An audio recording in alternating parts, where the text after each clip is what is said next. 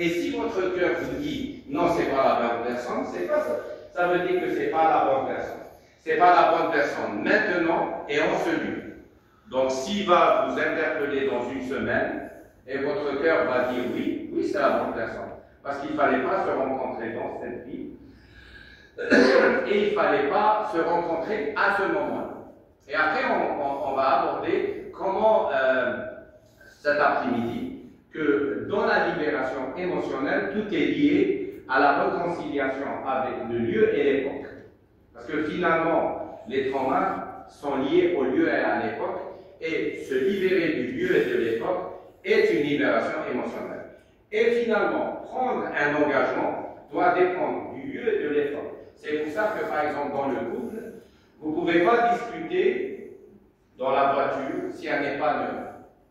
Et si vous l'utilisez une fois, vous ne pouvez pas discuter à nouveau dans ce véhicule. C'est comme un Kleenex.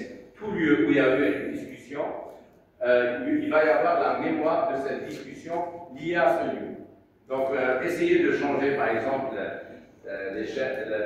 par exemple, dans votre salle à manger, si vous voulez discuter, changez l'emplacement des chaises, essayez de faire une équation style Rubik's Cube pour essayer de créer plusieurs positions, parce que dans chaque position, il y a une nouvelle réalité que vous pouvez partager. Parce que dans l'ancienne position, où chacun avait sa mise en place, il y a la mémoire de la discussion dans cet emplacement.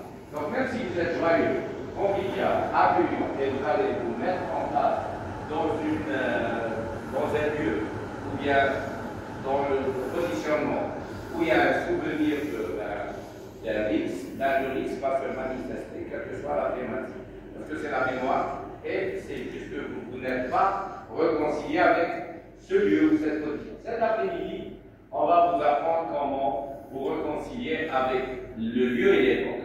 Donc finalement, vous pouvez, sans changer de chaise, rediscuter, mais à condition qu'il y aura une dégustation que je vais vous apprendre à faire, qui est une libération en même temps, pour que ce lieu ne soit pas le lieu de ce qu'il y a eu comme malentendu la fois passée, mais de la dégustation qu'il y a eu avant de commencer l'entrevue. Donc vous voyez que c'est pour ça que parfois les serveurs vous ramènent de l'eau citronnée ou quelque chose.